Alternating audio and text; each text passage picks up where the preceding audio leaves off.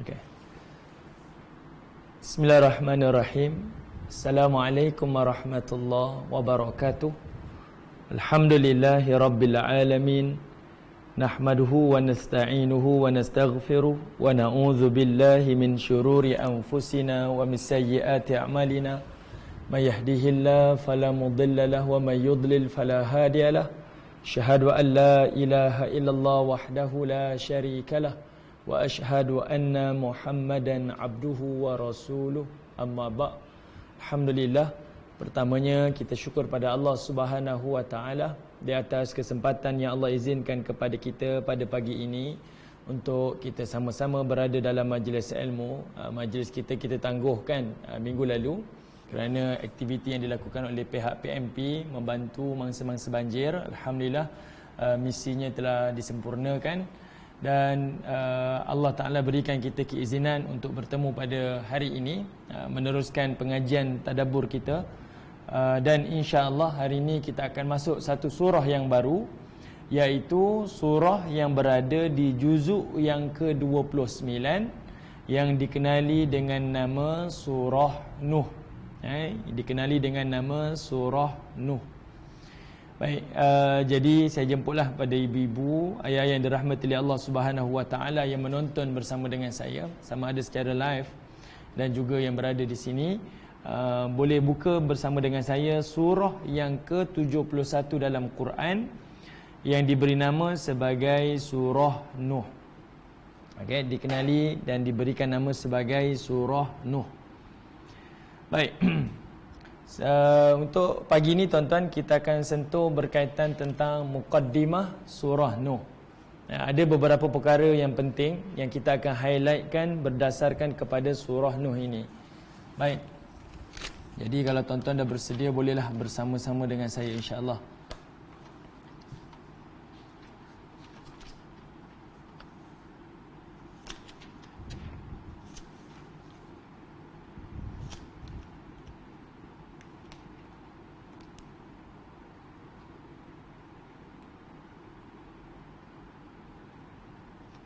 Okey, baik.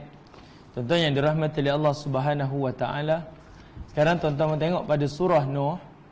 Yang mana surah Nuh ni tuan-tuan, dia diletakkan sebelum dia diletakkan selepas surah Ma'arij dan dia diletakkan sebelum surah Jin, surah Al-Jin.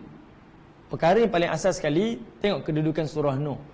Surah Nuh diletakkan pada juzuk yang ke-29. Setiap juzuk dia ada tema dia. Okay, setiap juzuk dalam Quran ni dia ada tema. Ni gambaran awal lah tuan-tuan. Kalau tuan-tuan gunakan Quran Saudi ni, Quran terjemahan Saudi yang tuan-tuan pergi muzium, tempat percetakan Quran ni yang ada terjemahan ni, dia bagusnya surah Quran ni yang tuan-tuan tengok, saya tunjuk ni. Dia akan ada mukaddimah dia. Ni kalau tuan-tuan pergi di Arab Saudi, di Madinah tu, tuan-tuan akan pergi, tuan-tuan akan berziarah, tuan-tuan akan tengok dia akan letak setiap surah tu dia ada mukaddimah. Dan pada awal Quran terjemahan tu tuan-tuan, dia akan letakkan ada beberapa perkara, keperluan tentang Quran, kemudian dia ada sejarah ringkas tentang Nabi sallallahu alaihi wasallam, kemudian dia ada kandungan Al-Quran secara umum, kemudian dia detailkan Al-Quran sebagai mukjizat, kemudian Quran sebagai ilmu pengetahuan. Detail tuan-tuan. Kadang-kadang kita tak baca tau, kita tengok terus terjemahannya. Tapi kalau tuan-tuan tengok di hadapan ni, mukaddimah dia, tengok saya tunjuk ni sedetail ni. Ada lebih kurang 130 muka surat perbincangan tentang Quran secara asas je, daripada tentang Nabi termasuk tentang Al-Quran. Kemudian peringkat awal tu pula dia letakkan juga ada setiap juzuk ni tema-tema dia. Okey, mukaddimah Al-Ahqaf apa, kemudian cerita tentang mukaddimah surah Muhammad apa. Di juzuk yang ke-26, misal juzuk 26 ni cerita tentang apa, dia buat secara sinopsis. Sebab itu bagus Quran ni. Quran yang dicetak di Saudi ni, sebab dia ada dia punya beberapa kelebihan lah. Dia buat satu rumusan ringkas yang tidak ada pada Quran-Quran yang lain. Okey, baik, tak apa. Kita bincang tuan-tuan surah Nuh, surah yang ke-29 ni. Baik. Pertama, Allah letakkan surah ni disusun dalam juzuk 29. Juzuk 29 adalah juzuk yang bertemakan tentang dakwah. Tentang dakwah. Kalau tuan-tuan ingat lagi, saya sentuh dalam surah Al-Mulk. Surah Al-Mulk adalah surah yang berada di juzuk 29. Dan pembuka juzuk 29, Allah letak surah Al-Mulk. Kalau tuan-tuan ingat lagi, kita punya kuliah tadabbur kita pada surah Al-Mulk dahulu, saya dah sentuh dah. Okey. Sekarang surah Nuh ni berada di surah yang ke juzuk 29. Dia duduk dalam tema dakwah. Okey, baik, saya ulangi sekali tuan-tuan. Kalau tuan-tuan ingat lagi, surah Al-Mulk adalah pembuka, surah yang pertama permulaan di juzuk 29. Surah juzuk 29 ni, semua surah yang duduk bawah juzuk 29 adalah bertemakan tentang dakwah. Dan Allah buka dakwah ni dimulakan adalah dengan tauhid. Sebab itu Allah buka dengan surah Al-Mulk.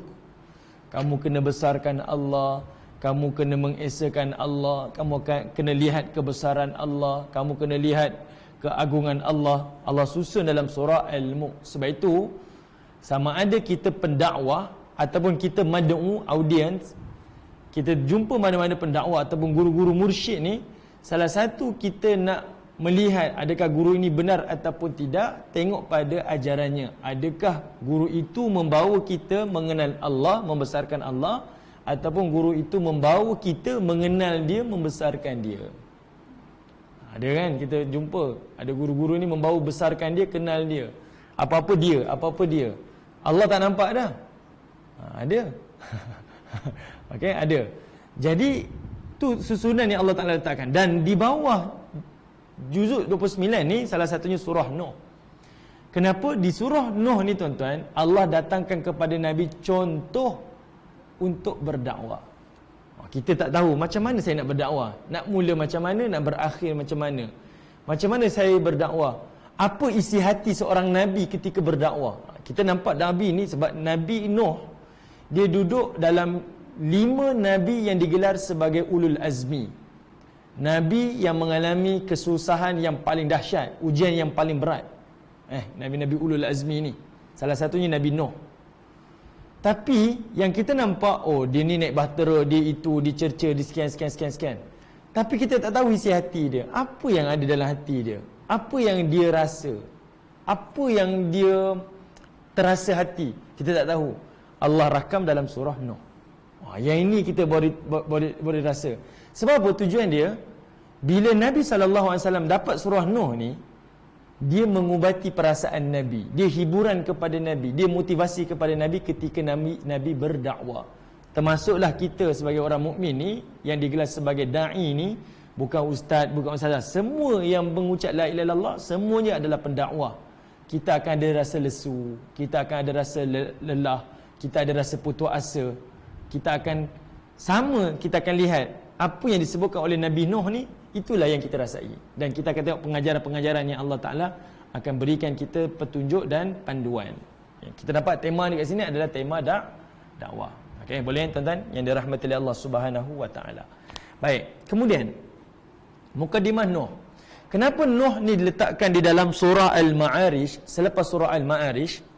Sebab pada surah Al-Ma'arij Allah bicara kepada Nabi sallallahu alaihi wasallam, dalam urusan dakwah kamu kena fasbir sabran jamila. Cuba tuan-tuan semak surah Al-Ma'arij. Surah sebelum tu, tuan-tuan tengok pada permulaan surah Al-Ma'arij.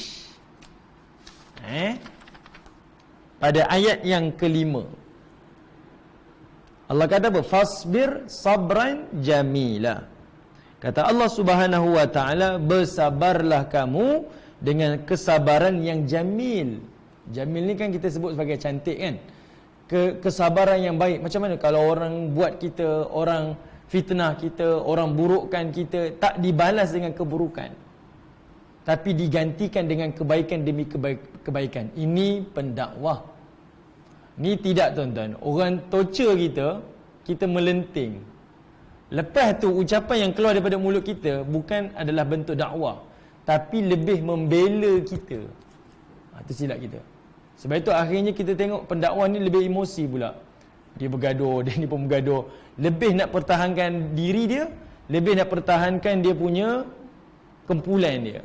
Dia bukan dah membawa kepada membela agama Allah. Jadi Nabi SAW, tuan-tuan, okay, saya nak sebut sikit.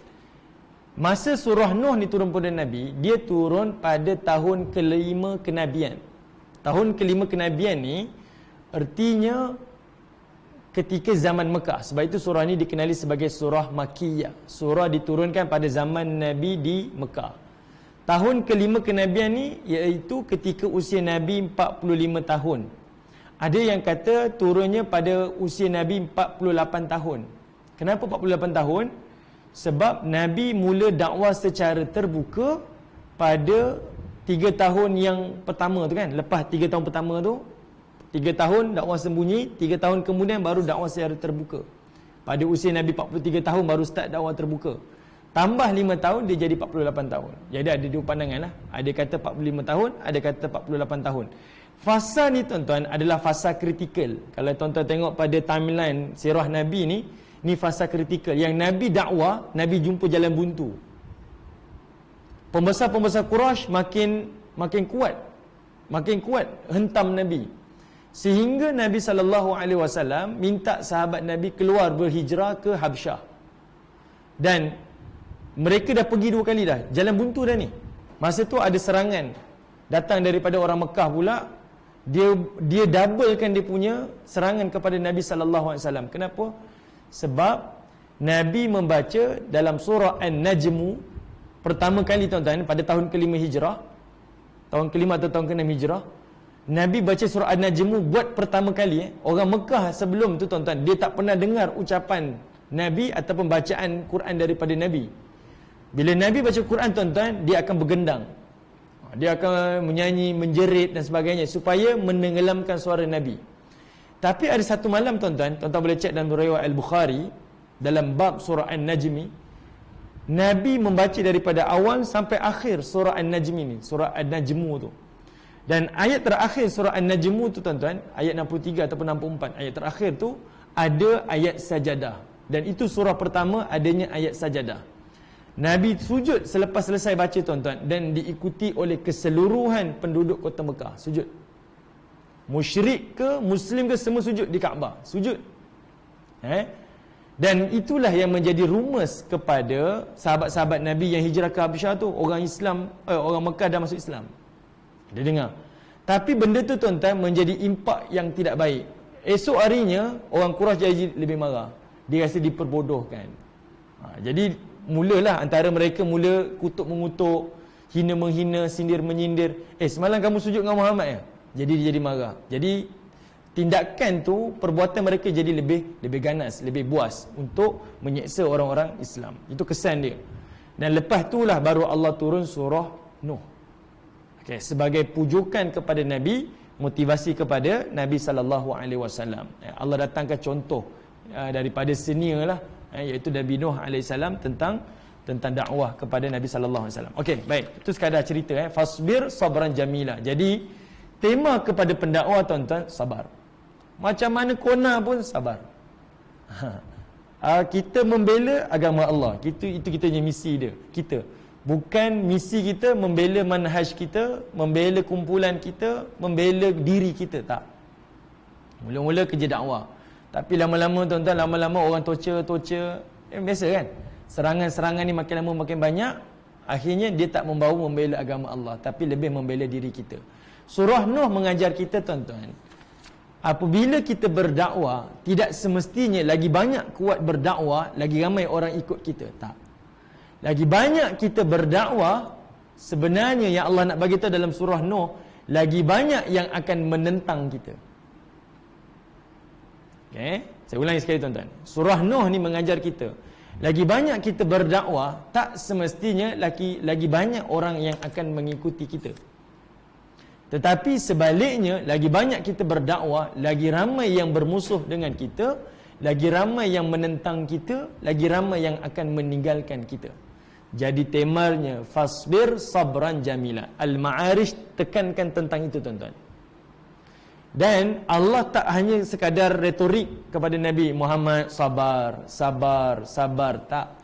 Tapi disambung dengan surah Nuh, Allah datangkan contoh. Allah datangkan contoh. Contohnya, ada Nabi yang terdahulu sebelum kamu, wahai Muhammad. Dia telah berdakwah 950 tahun. Dia telah berdakwah 950 tahun. Kamu baru berdakwah 5 tahun. Baru berdakwah 8 tahun. Tapi Nuh AS berdakwah 950 tahun.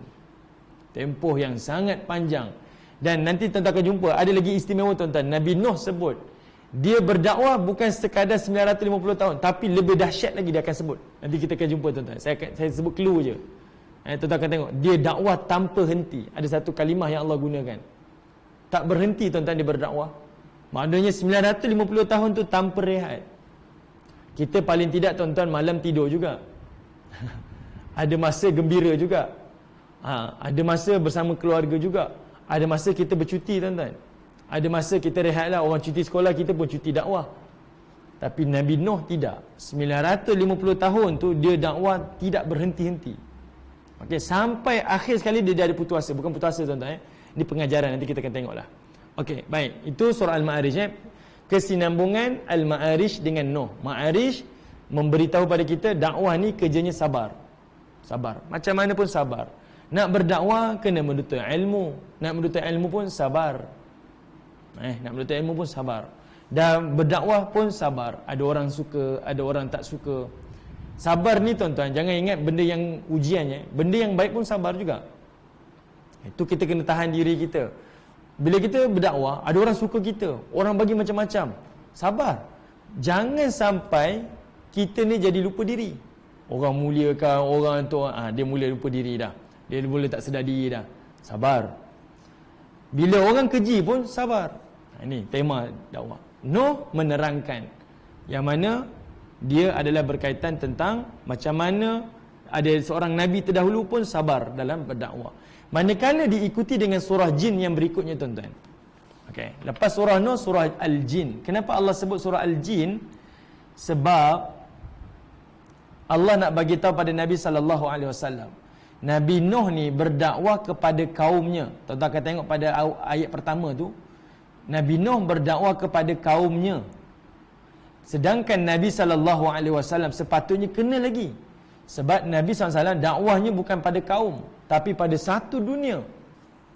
Dan dia merentas. Bukan pada zaman Nabi je, tapi lepas zaman Nabi. Nabi Nuh ni dakwah dia hanya kepada kaumnya masa Nabi Nuh hidup. Lepas Nabi Nuh wafat, tidak dah. Tapi Nabi SAW lepas zaman Nabi itu, kita masih lagi umat Nabi. Dan umat Nabi pula tak terhenti pada manusia, tapi terlibat juga kepada kaum jin. Jadi kerja dakwah Nabi sepatutnya lebih kuat. Itu ingatan Allah Ta'ala. Dan Allah letakkan kesinambungan Al-Ma'arij, Nuh dan juga Al-Jin. Okey, baik, kita dah nampak 3 surah tuan-tuan. Baik, sekarang tuan-tuan yang dirahmati oleh Allah Subhanahu wa Ta'ala. Pada surah ni, Nuh ni tuan-tuan, tuan-tuan akan nampak ada beberapa perkara yang penting. Okey, pertama, walaupun surah ni cerita tentang surah Nuh, tetapi surah ni tuan-tuan, dia tak cerita tentang profil Nabi Nuh. Tak ada. Tuan-tuan carilah. Dia tak cerita tentang isteri Nabi Nuh, dia tak cerita tentang anak Nabi Nuh. Selalunya kalau kita nampak, okeylah, kalau ni cerita tentang surah Nuh, mesti dalam tu adalah tentang Nuh lah. Kan? Mesti tentang Nuh. Maksudnya anaknya yang kafir, kan? Isterinya yang tak beriman, masuk neraka, anaknya masuk neraka. Mesti ada dalam surah Nuh. Tapi tak berlaku tuan-tuan. Nuh ni dia ada kembar dia, surah dia. Allah cerita latar belakang kehidupan keluarga Nabi Nuh di dalam surah Hud. Okey, di dalam surah Hud. Surah Nuh ni tuan-tuan. Okey, saya terlupa tadi. Kan kita ada tengok ada surah Ibrahim, ada surah Muhammad, ada surah Nuh, ada surah apa lagi? Surah Nabi-Nabi ni banyak kan, surah Yusuf dan sebagainya. Antara banyak surah tuan-tuan tahu kebanyakan surah ni bercampur ceritanya. Surah Hud pun bercampur. Ada Syuaib, ada Nuh, ada juga Hud, ada juga tentang Nabi Saleh, bercampur. Bukan satu surah tu walaupun namanya nama Nabi ni, cerita Nabi tu tak. Bahkan cerita kisah Yusuf pun dalam surah Yusuf bercampur juga. Ada Yusuf, ada juga bapa kepada Yusuf. Kan? Ini kita nampak cerita dia. Awal tu Allah Ta'ala tak sebut cerita tentang Yusuf. Awal tu Allah cerita tentang Quran. Kemudian baru sambung cerita tentang Nabi Yusuf. Okay? Dalam surah Yusuf pun ada beberapa Nabi. Ada 2 Nabi. Nabi Nuh, Nabi Yusuf dan juga ayah dia. Tapi surah Nuh tuan-tuan, daripada ayat 1 sampai ayat 28 hanya cerita tentang Nuh, solid je. Tak bercampur dengan mana-mana Nabi. Itu beza dia. Mesti ada sesuatu yang sangat istimewa. Kenapa Allah buat macam tu? Okay? Daripada ayat pertama sampai ayat 28 tak bercampur tuan-tuan. Cerita tentang Nabi Nuh. Tak ada cerita didahulukan dengan ayat Quran. Kalau tuan-tuan baca surah Yusuf, Alif Lam Ra, tilka ayatul kitabil mubin. Allah mula cerita tentang Quran. Cerita surah Yusuf. Tapi Nuh, Allah terus, Inna arsalna Nuhan. Starting terus tentang Nuh. Dan akhir ending tu pun cerita tentang Nuh. Solid tak ada campur mana-mana Nabi, Nuh saja. Dan surah Nuh ni dia adalah bercerita tentang doa Nabi Nuh dan isi hati Nabi Nuh. Cerita keluarga, isteri, anak-anak, cerita dalam surah Hud. Okey, ini tema dia surah Nuh. Okey. Baik, tuan-tuan yang dirahmati Allah. Secara mudahnya untuk tuan-tuan faham, kita tengok dia punya big frame dia dulu. Nuh adalah cerita tentang dakwahnya. Okay, dalam surah Nuh ni adalah berbicara tentang dakwah dia. Dan dia adalah memujuk Nabi supaya jangan tinggalkan Quraisy. Kamu dapat tentangan yang kuat dan tidak ada pembesar Quraisy yang beriman. Abu Jahal tak beriman, Abu Sufyan belum lagi beriman, Ikrimah belum beriman. Siapa lagi? Safwan bin Umayyah, Umayyah bin Khalaf, ni pembesar-pembesar. Utbah, Utaibah, orang-orang besar ni tak beriman pun. Allah suruh Nabi stay kat Mekah, jangan keluar, jangan tinggalkan lagi kota Mekah. Pengajaran dia, teladan dia, Nuh.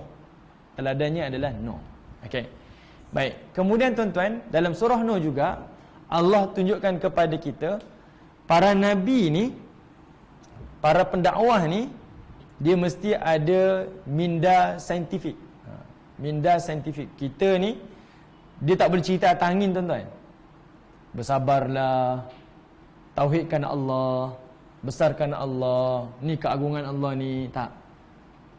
Dia mesti ada minda saintifik. Dan Allah Ta'ala ada sebut dalam surah Nuh ni, ciri-ciri yang ada pada Nabi Nuh ni, dia berminda saintifik. Maksudnya, dakwah dia tu fakta. Orang yang mendengar takkan boleh lawan. Sama ada dia beriman tak beriman, dia akan mengiyakan. Itu adalah bukti. Itu adalah tanda. Okey? Itu adalah bukti daripada Allah. Okey, itu bukti memang kita tak boleh ragui. Itu adalah fakta. Jadi, cara kita berdakwah, dia mesti ada benda-benda macam tu tuan-tuan. Teknik lah ataupun kita kata seni berdakwah. Ramai orang mengajar kan. Jumpa dengan audiens yang daripada agama ni, macam mana kita nak dekati dia. Jumpa dengan audiens daripada agama ni, macam mana kita nak mendekatinya. Dia ada teknik-teknik dia. Dia ada cara-cara dia. Tak apa, itu bincang lain lah. Sebab kita ada live, saya tak sebut lah. Okey, baik. Tuan-tuan yang dirahmati Allah Subhanahu Wa Taala. Kemudian, dalam surah Nuh juga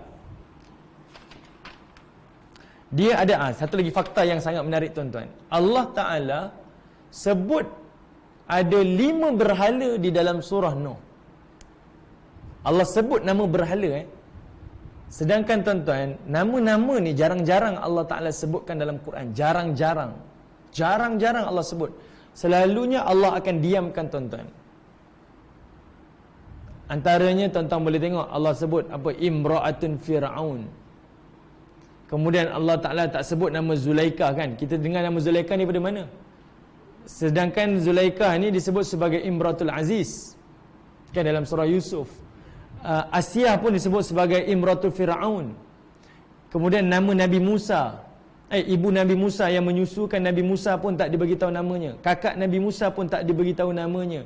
2 anak Nabi Shu'aib, dua-dua ni isteri Nabi Musa pun tak diberitahu namanya. Dirahsiakan, disenyapkan tuan-tuan, didiamkan. Zulkarnain pun tak tahu siapa namanya. Itu nama jawatan, Zulkarnain dalam surah Kahfi. Siapa lagi?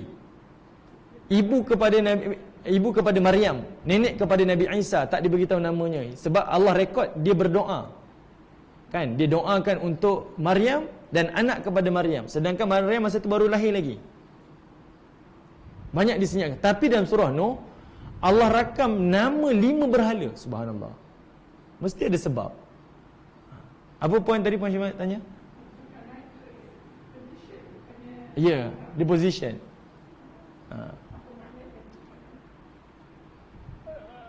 Dia pemilik dua tanduk. Dia memegang timur dan dia memegang barat. Kuasa besar lah. Sebab itu orang kata dia adalah Alexander the Great. Tuan-tuan pergi ke Macedonia, ada Alexander the Great, ada dia punya berhala dia. Saya dah sampai ke Macedonia tengok berhala besar Alexander the Great. Orang kata itulah Zulkarnain. Saya pun okeylah. Okey, macam-macam lah. Okey. Okey, tak apa tuan-tuan. Jadi ala kulli hal, ada sebab kenapa Allah Taala sebut 5 berhala tu. Nanti saya akan sentuh. Okey, baik, insya-Allah. Bismillah. Kita masuk ayat pertama. Minta maaf tuan-tuan ini sekadar mukadimah je. Sebab ni surah Makkiyah. Surah Makkiyah ni dia tidaklah bercerita berkaitan tentang macam ayat-ayat Madaniyah. Ayat Madaniyah ni berbeza sedikit dengan ayat Makkiyah. Makkiyah ni dia banyak datangkan contoh-contoh. Mula-mula dulu kita tengok ayat Makkiyah dalam juzuk Amma banyak cerita tentang tauhid, hari akhirat. Tapi ada ayat Makkiyah yang lain pula, dia bercerita tentang para nabi ni. Nabi Nuh, nanti cerita Nabi Hud, kemudian Nabi Shu'aib, kemudian Nabi apa lagi? Banyaklah nabi-nabi, Nabi Musa yang akan jadi tema dalam surah-surah Makkiyah. Surah-surah Mekah. Sebab apa? Ini adalah sebagai teladan, contoh kepada Nabi sallallahu alaihi wasallam. Sebab kita selalu bertanya-tanya, macam mana Allah mendidik Nabi? Nabi tidak ada ayah, Nabi tidak ada datuk. Kan? Nabi tidak ada sesiapa yang menjadi mentor kepada Nabi. Quran lah yang menjadi mentor kepada Nabi. Macam mana? Ini antaranya yang kita tengah tengok ni. Kita baru duduk di dasar, kita baru duduk di surface tuan-tuan. Lautan yang sangat dalam ni. Quran ni dia macam lautan besar. Kita baru duduk di atas. Belum lagi menyelam. Baru celupkan kepala je. Kita tak nampak lagi apa-apa yang ada. Tapi Allah Ta'ala tunjukkan kepada kita. Okey, baik tuan-tuan yang dirahmati oleh Allah Subhanahu Wa Ta'ala. Kita mulakan tuan-tuan, bismillahirrahmanirrahim. Tuan-tuan tengok pada ayat yang pertama. Okey, tuan-tuan tengok pada ayat yang pertama, bismillahirrahmanirrahim. Allah menyebutkan, Inna arsalna Nuhan ila qaumihi an anzir qaumaka min qabli an ya'tiyahum azabun alim. Kata Allah Subhanahu Wa Ta'ala, Inna, sesungguhnya kami. Inna itu maksudnya sesungguhnya kami. Arsalna, telah mengutuskan Nuhan, iaitu Nabi Nuh alaihissalam, ila qaumih, kepada kaumnya. Okey, tuan-tuan perhatikan ada dua perkara yang besar kat situ. Pertama, Allah menyebutkan kalimah arsalna, kami mengutuskan. Itu memberi isyarat Nabi Nuh adalah sebagai rasul. Ila qaumih. Allah tak kata Nabi Yusuf ni Nabi Nuh ni sebagai nabi. Ingat tak kita baca surah An-Naba tuan-tuan? Nabi ni datang daripada kalimah An-Naba. An-Naba bererti berita besar. Orang yang menyampaikan, yang diberikan maklumat tentang hari akhirat. An-Naba. Jadi An-Nabi, Nabi ni maksud orang yang memiliki maklumat tu dan dia menyampaikan maklumat tu. Sekarang ni Allah kata Nabi Nuh ni adalah arsalna. Kenapa mulut saya Yusuf je ni? Lepas ni surah Yusuf. Okey, arsalna. Itu memberi isyarat Nabi Nuh dia hantar oleh Allah menjadi rasul. Baik, kenapa Allah highlight kalimah ni tuan-tuan sebagai permulaan? Tuan-tuan boleh buat sikit footnote ataupun take note kat sini. Nabi Nuh adalah nabi yang pertama yang menjadi rasul. Nabi Nuh adalah nabi yang pertama menjadi rasul. Nabi Adam alaihissalam bukan rasul tuan-tuan. Nabi Adam dia bukan rasul. Nabi Adam hanyalah nabi sahaja. Jadi Nabi Nuh adalah rasul. Nabi Nuh adalah rasul yang pertama. Kalau tengok dalam beberapa riwayat tuan-tuan, Nabi Nuh dengan Nabi, kalau kita menyanyi tuan-tuan, menyanyi anak-anak kita menyanyi Adam, Idris, Nuh. Saya terbalik, Adam, Nuh, Idris. Yang kedua tu adalah Nuh, baru Idris. Okey, itu zaman dia. Baik, lepas Adam ada 10 generasi tuan-tuan. Lepas Adam tu ada 10 generasi. Baru sampainya Nabi Nuh alaihissalam. Nabi Adam ada 10 generasi dan 10 generasi ni adalah generasi saleh. Generasi soleh, memang orang-orang soleh ni. 10 generasi daripada Adam ni adalah generasi soleh. Zaman Nabi Nuh tu barulah berlakunya permulaan kesyirikan kepada Allah. Itu permulaan. Dan Allah hantar Rasul yang pertama namanya Nuh alaihissalam. Okey, baik. Tuan-tuan yang dirahmati oleh Allah. Sebab itu Allah highlight ada 5 berhala dalam surah Nuh. Sebab mereka ni permulaan. Punca menjadi berhala-berhala yang disembah oleh manusia. Sebab itu Allah highlight 5 tu. Sebab orang akan tanya, kenapa Allah Ta'ala tak sebut nama orang-orang soleh, orang salihah dalam Quran? Banyak Allah diamkan, tak bagi tahu pun. Tapi berhala pula Allah rakamkan 5 nama ni. Ini antara punca dia. Okay, sebab mereka ni permulaan. Okay, penyembahan pada berhala. Maknanya dalam dunia ni, sejarah hidup manusia ni, inilah yang permulaan dia. Okay, Nabi Nuh, Rasul yang pertama. Okey, sebelum tu tuan-tuan, lebih jauh lagi. Apa beza Nabi dengan Rasul? Apa beza Nabi dengan Rasul? Nabi ni tuan-tuan adalah jawatan. Nabi adalah jawatan. Rasul adalah tugasan. Nabi adalah jawatan, Rasul adalah tugasan.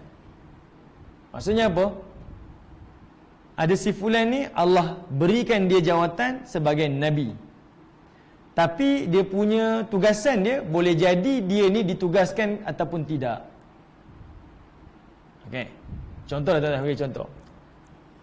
Ada Perdana Menteri tuan-tuan, itu jawatan. Tugasan Perdana Menteri apa? Dia penasihat yang di-Pertuan Agong. Dia ni juga adalah penyelaras dasar. Dia ni adalah juru cakap negara. Sama ada ahli hewan negara ataupun dalam negara ataupun antarabangsa, macam-macam lah. Okey, itu tugasan. Ada beza jawatan dengan tugasan. Jadinya Nabi Adam adalah Nabi, tapi dia tak ditugaskan untuk jadi Rasul. Dia tak ditugaskan. Okey, sebab itu dalam satu hadis Nabi sebut apa? La nabiyyu ba'di. Tidak ada lagi Nabi selepas aku. Datang pula tuan-tuan Rasul Melayu Haji Kahar, duduk kat Ulu Kelang ni, jiran-jiran kita ni tuan-tuan. Dia kata apa? Aku tahulah, tuan-tuan boleh check dalam YouTube. Aku tahulah yang Nabi SAW kata tidak ada lagi Nabi selepas aku. Dan sebab itu aku tak disebut sebagai Nabi Melayu. Aku adalah Rasul Melayu. Dia dikonang kat situ tuan-tuan, konang baring habis ni. Dia kata, aku bukan Nabi. Sebab Nabi SAW kan kata tidak ada lagi Nabi selepas aku. Dia kata, aku bukan Nabi, aku Rasul. Sebab Nabi Muhammad tak kata ada Rasul. Nabi tak cakap tak ada Rasul. Nabi hanya kata tak ada Nabi. Kalau orang belajar, dia akan tahu. Kalau tak ada Nabi, artinya tak ada Rasul. Pening lah tuan-tuan saya tulis Okey.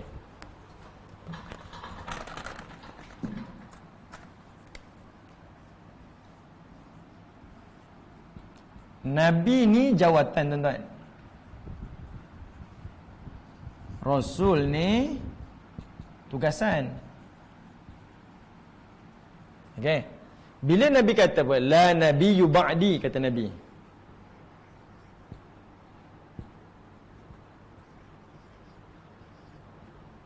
Tidak ada lagi Nabi selepas aku. Maksudnya lepas Nabi SAW tak ada lagi Nabi. Maksudnya Nabi kata apa?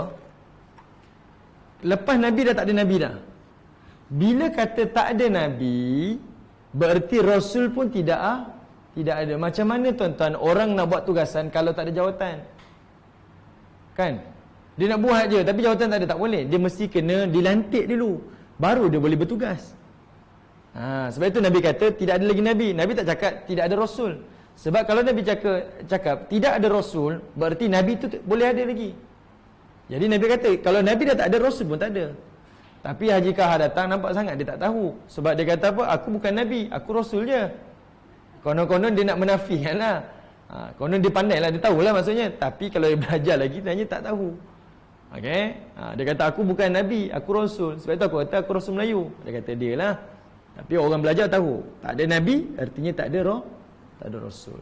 Sebab nak bertugas, mesti kena dilantik dulu dengan jawatan Nabi. Jadi Nabi Nuh alaihissalam, dia adalah Nabi dan dia adalah Rasul. Nabi Adam, dia adalah Nabi tapi dia bukan Rasul. Dia tak ditugaskan untuk menyampaikan untuk membawa utusan risalah, tak ada. Tapi beza dengan sebab itu kita kena tahu apa beza Nabi dengan Rasul. Okey, baik, tuan-tuan yang dirahmati oleh Allah. Sekarang tengok Allah kata apa? Nabi Nuh AS dihantar oleh Allah Ta'ala kepada kaumnya. Kenapa Allah sebut ila qaumih, kepada kaumnya? Sebab nak bagi tahu kepada Nabi SAW, dakwah Nabi Nuh ni adalah spesifik, fokus hanya kepada kaum dia sahaja. Kamu akan tengok lepas ni, wahai Muhammad, gerak kerja Nabi Nuh ni dahsyat. Walaupun dia hanya kecil sahaja, dia punya jumlah mad'u dia, audiens dia, tapi kerjanya kuat. Sepatutnya kamu, wahai Muhammad, kamu tahu tanggungjawab kamu lebih besar daripada Nuh, dan tempoh dakwah kamu lebih sedikit daripada Nuh. Sepatutnya kamu kena setiap saat tu kerja kuat lah. Setiap saat tu kerja kuat. Sebab kamu bukan hanya bangsa Arab, tapi termasuk bangsa Rom, bangsa Parsi, bangsa kulit putih, sampailah bangsa Melayu, bangsa Tamim, tanah Melayu, macam-macam. Semua kamu kena ni. Dan kamu juga terlibat dengan manusia dan juga jin. Jadi mesej yang Nabi dapat pada permulaan ni tuan-tuan besar. Nabi faham, ini bukan kerja yang kecil. Ini tugasan tanggungjawab yang besar. Ini mentor tuan-tuan. Allah datangkan satu contoh, tapi Nabi faham maksudnya lebih besar. Okey, baik, tuan-tuan yang dirahmati oleh Allah Subhanahu Wa Taala. Tuan-tuan selalu dengar Nabi Nuh ni usia dakwahnya adalah 950 tahun. Kalau tuan-tuan buka surah Nuh, tuan-tuan takkan jumpa satu ayat pun Allah cerita tentang usia Nabi Nuh, usia dakwah Nabi Nuh. Ayat mana tuan-tuan yang cerita tentang usia dakwah Nabi Nuh ni? Tuan-tuan boleh buka surah Al-Ankabut. Tuan-tuan tengok surah Al-Ankabut tuan-tuan. Surah Al-Ankabut, surah yang ke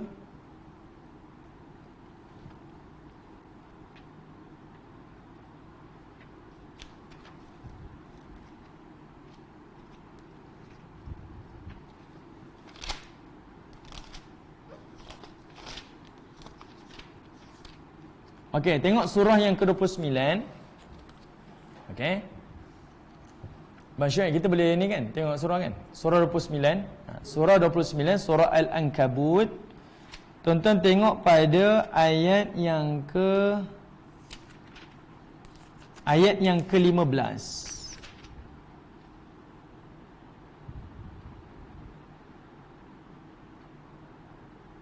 yang ke-14. Ayat yang ke-14. Surah 29 ayat 14. Surah Al-Ankabut ayat yang ke-14. Surah 29. Ayat ni yang Allah Ta'ala explain tentang umur dakwah Nabi Nuh. Kata Allah Ta'ala, وَلَقَدْ أَرْسَلْنَا نُوحًا إِلَىٰ قَوْمِهِ. Ulang lagi tuan-tuan. Kenapa Allah highlight nak bagi tahu Nabi Nuh ni Rasul yang pertama. Okay. فَلَبِثَ فِيهِمْ أَلْفَ سَنَةٍ إِلَّا 50 عَامًا فَأَخَذَهُمُ الطُّوفَانُ وَهُمْ ظَالِمُونَ. Kata Allah Ta'ala, sesungguhnya kami telah mengutuskan Nuh kepada kaumnya. Surah Al-Ankabut, surah 29, ayat 14. Ya, sila. Ayat 14. Surah Al-Ankabut, ayat 14. Kami telah mengutuskan Nuh kepada kaumnya, maka ia tinggal. Falabitha fihim, tinggal kepada kaumnya. Alfasanatin, 1000 tahun. Illa khamsin. Okey. Kat sini tuan-tuan, para ulama kita kata usia di sini adalah usia dakwah. Okey. Usia dakwah. Sebab Allah gunakan kalimah falabitha fihim, dia bersama dengan kaumnya 1000 tahun. Maksudnya tuan-tuan, Allah tak highlight 950 tahun. Sepatutnya mudah Allah kata tis'ami'atin wa khamsin amma, 950 tahun. Tapi Allah kata alfasanatin illa khamsina amma, 1000 tahun kecuali 50 tahun. 1000 tahun kecuali 50 tahun. Maksudnya 1000 tolak 50, 950 tahun. Para ulama kita, Ibnu Kathir, Al-Imam Qurtubi, Al-Imam Tabari, masing-masing kata apa? Usianya 1000 tahun. Usia dakwahnya 950 tahun. Daripada kalimah ni lah, 1000 kecuali 50 ni, 1000 tolak 50 ni. Tapi dia kata usia Nabi Nuh, ada yang kata 1050 tahun, ada yang kata 1020 tahun, ada yang kata lebih daripada itulah, tapi 1000 tahun ke atas. Tapi saya suka dengan ucapan daripada Al-Imam Ibn Kathir. Dia kata apa? Allah Ta'ala sengaja diamkan usia Nabi Nuh sebab Allah Ta'ala tak nak kita cakna pada usia dia. Allah nilai dan cakna pada usia dakwah dia. Pengajaran pada kita apa? Umur orang ni panjang tuan-tuan. Panjang usia kita ni, 60 tahun, 70 tahun. Tapi yang menarik perhatian Allah, pandangan Allah, berapa tahun dia buat kerja agama. Kita tanya pada diri kita ni. Sebab Nabi Nuh, Allah tak suruh kita tengok usia dia. Allah suruh kita tengok usia dakwah dia. Pengajaran dia, kita tanya pada diri kita. Umur saya ni sekian-sekian ni. Berapa umur kerja dakwah saya sebenarnya?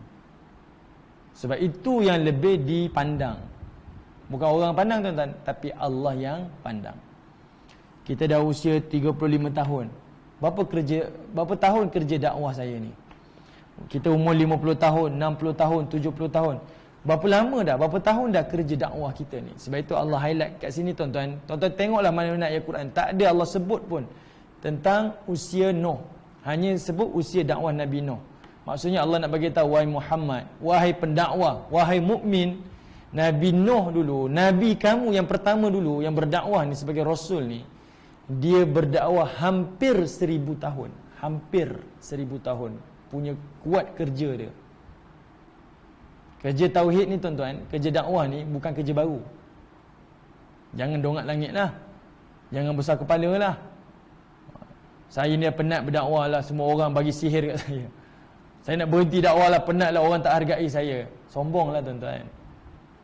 Kita buat kerja ni kerana Allah, bukan diri kita. Bukan sebab kita ni, tapi sebab Allah. Okay? Jadi Allah kata Nabi Nuh dakwah hampir 1000 tahun. Kemudian Allah kata apa? Fa'akhadhahumut tufan. Maka Allah Ta'ala timpakan kepada kaumnya at-tufan. Tufan ni apa tuan-tuan? Orang kita sebut taufan. Tufan ni tuan-tuan kalimah besar Tapi dekat sini tuan-tuan diterjemahkan tufan sebagai banjir besar. Tufan dia datang daripada kalimah tawaf. Tufan ni dia memberi maksud dua benda yang berputar. Tuan-tuan tengok kalimah taufan ni. Sebelum tu rasa-rasa saya punya ni melirik ke puan? Panjang Boleh Baik. Tak ada soalan lagi kan?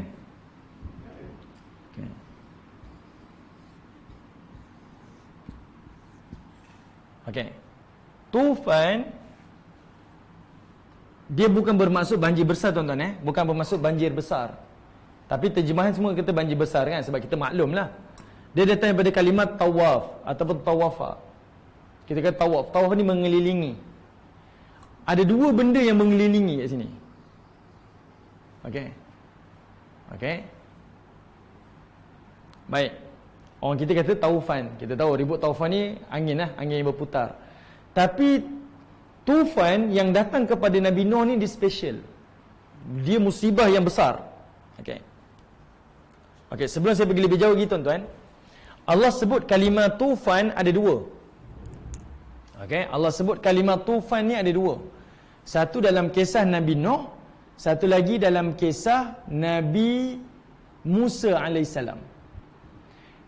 Tak silap saya dalam surah Al-A'raf, masa Nabi Musa dikejar oleh Fir'aun, Allah hantar tufan juga, iaitu ni lautan yang terbelah, kemudian dia tutup Fir'aun sampai tenggelam. Allah gunakan kalimah tufan juga, at-tufan. Baik, tufan ni saya sebut dia tawaf kan, dia mengelilingi. Kalau lautan tuan-tuan dia mengelilingi, dia jadi apa tuan-tuan? Dia akan sedut macam tu kan, dia akan sedut. Tuan-tuan bayangkan lautan ni dia berpusing macam ni. Kita panggil apa Saya tak tahulah istilah orang laut yang orang mancing dia ada istilah dia. Saya tak ingat dia panggil apa, ular air ke apa saya tak ingat Dia macam ni, dia sedut dia berpusar. Itu tufan, maksudnya pusingan dalam lautan ni. Sampai dia boleh, kalau kapal lalu pun dia akan sedut. Firaun mengalaminya. Allah sebut dalam Quran 2 kali je kalimah tufan ni. Satu kisah Nuh, satu lagi kisah Nabi Musa alaihissalam. Sebab dua-dua ni menunjukkan kepada mukjizat, dua-dua ni juga menunjuk kepada bala. Okey, mukjizat kepada para nabi ni, bala kepada para musuh Allah Subhanahu wa taala. Okey. Baik, sekarang tuan-tuan perhatikan lagi. Tufan yang Allah hantar ni tuan-tuan, tufan yang macam mana? Yang ni tuan-tuan tengah apa? Semua orang tengah tahu cerita ni. Sebab kita tengah sibuk musim banjir ni tuan-tuan. Kena pula tuan-tuan musim banjir dengan cerita Nabi Nuh ni. Okey, baik tuan-tuan tengok Tak apa, saya berhenti dulu. Nanti saya sebut ke tuan-tuan kat mana tufan ni berlaku Wahum zalimun, kata Allah Ta'ala, kerana mereka adalah orang yang zalim. Allah datangkan bala sebab mereka melakukan kezaliman kepada Allah, iaitu dosa yang paling besar, syirik. Syirik. Fa'anjainahu wa ashabas safina, dan kami selamatkan Nuh alaihissalam dan juga para penumpang kapal. Wa ashabus safina, satu kapal. Safina ni kapal besar, kapal besar. Wa ja'alnaha ayatan lil alamin, dan kami jadikan ia sebagai ayah. Ayah ni apa tuan-tuan? Ayah ni maksudnya tanda. Lil alamin, ke seluruh umat manusia. Ayah ni tanda. Kita kata macam ni tuan-tuan. Orang kadang-kadang wow tau. Tengok tanda ni. Tengok tanda kat langit tulisan Allah, wow. Tanda tu wow, tanda ni wow. Semua orang macam tu tuan-tuan. Dalam Quran semuanya ayah. Semuanya tanda. Tapi kita tanya pada diri kita, kenapa saya baca tak rasa wow pun? Sebenarnya dia bergantung pada ilmu kita. Kita lah kena cari. Okey, baik. Saya tunjuk pada tuan-tuan Tufan ini apa yang menjadikan dia dahsyat? Tuan-tuan tengok dalam surah Hud. Surah Hud, surah yang saya minta maaf lah. Surah yang ke-12. 12, tak silap Dia surah awal, surah Al-Anbiya, bukan. Surah yang ke-11, silap. Surah Hud, tuan-tuan tengok. Ini ayat ni masyhur tuan-tuan Masing-masing minggu lepas pakat baca doa ni. Ayat yang ke-45. Bukan. Ayat yang silap.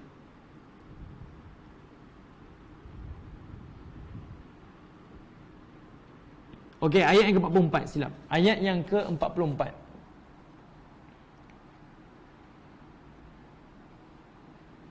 Ayat yang ke-44.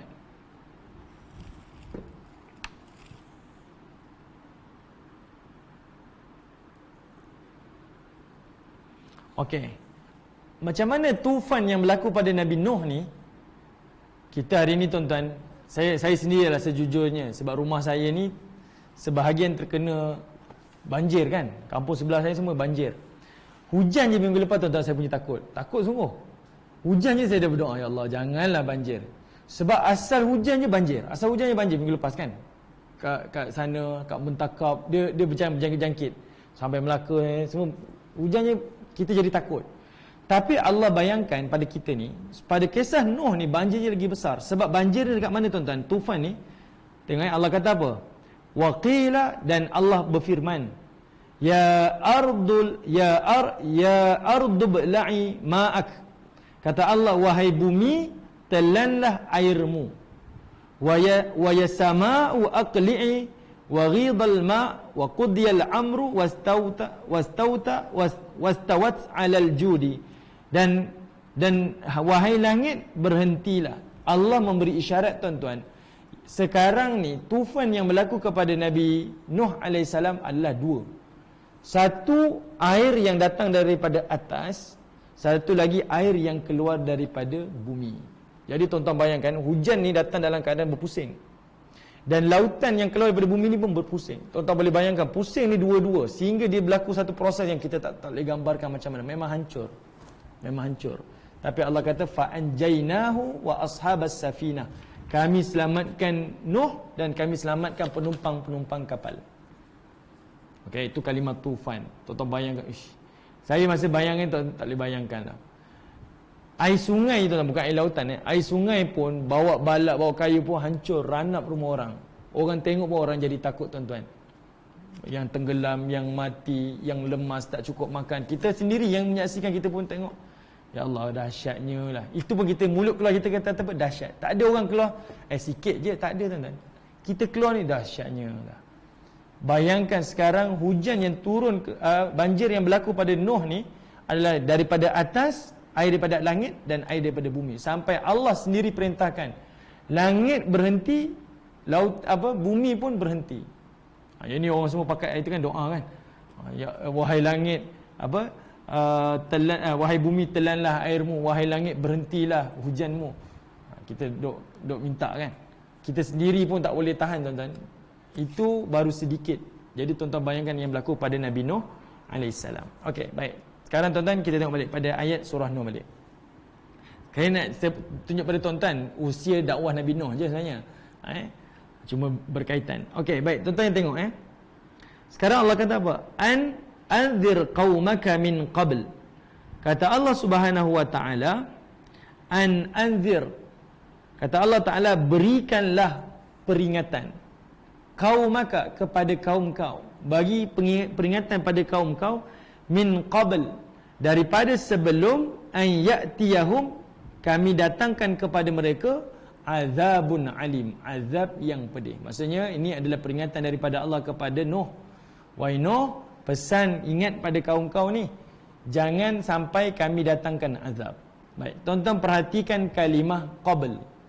Kalimah qabl, qabli tu sebelum.